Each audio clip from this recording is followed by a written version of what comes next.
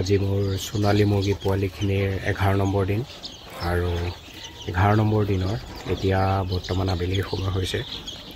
আবেলি দানা দি দিছিলোঁ আৰু দানা দিয়াৰ পিছতে পানী দি দিছোঁ আৰু পানী এতিয়া বৰ্তমান সম্পূৰ্ণ ডাঙৰ বাচনত দিছোঁ, যোনটো 3 লিটাৰ চাইজৰ সেইটো বাচনত দিছোঁ। নহ'লে আগতে আধা লিটাৰৰ যিটো আহে যে সৰু সেইটোত দি আছিলোঁ। এতিয়া ডাঙৰ কৰি দিছোঁ যিহেতু পানী যথেষ্ট খাইছে।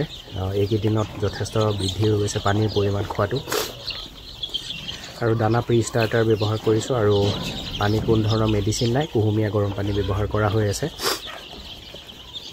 এনেকেই চাগে প্ৰি ষ্টাৰ্টাৰ ব্যৱহাৰ কৰি থকালৈকে মেডিচিন ব্যৱহাৰ নকৰোঁ। তাৰপিছত যেতিয়াই সোণালীৰ ষ্টাৰ্টাৰ ব্যৱহাৰ কৰিম, গোদৰেজৰ যোনটো আহে সোণালী ষ্টাৰ্টাৰ, তেতিয়া হয়তো কিবা ভিটামিন জাতীয় মেডিচিন ব্যৱহাৰ কৰিম। আৰু যোন সময়ত ব্যৱহাৰ কৰিম যিটো মেডিচিন, সেইটো বিষয়ে ভিডিঅ'ত অৱশ্যই জনাই যাম।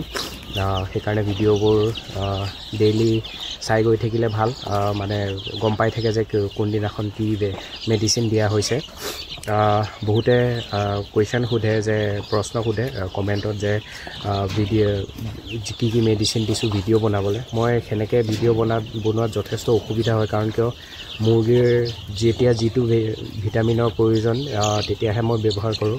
এনেই মানে তেনেকুৱা মোৰ কোনো ধৰণৰ ৰুটিন নাথাকে যে ইমানৰ পৰা ইমান দিনত কিবা মেডিচিন ব্যৱহাৰ কৰিব লাগিব বুলি। যেতিয়া যিটো প্ৰয়োজন হয় সেইটোহে ব্যৱহাৰ কৰোঁ আৰু যিমান পাৰি কম মেডিচিনত মুৰ্গী পোহপাল দিবলৈ চেষ্টা কৰোঁ, যাতে খৰচবোৰ অকণমান কম হয়। সেইটো কাৰণে বুলিয়েই এনেধৰণে ভিডিঅ'বোৰ চাই যাব। আজিৰ ভিডিঅ'টো ইমানটোৱে, ধন্যবাদ।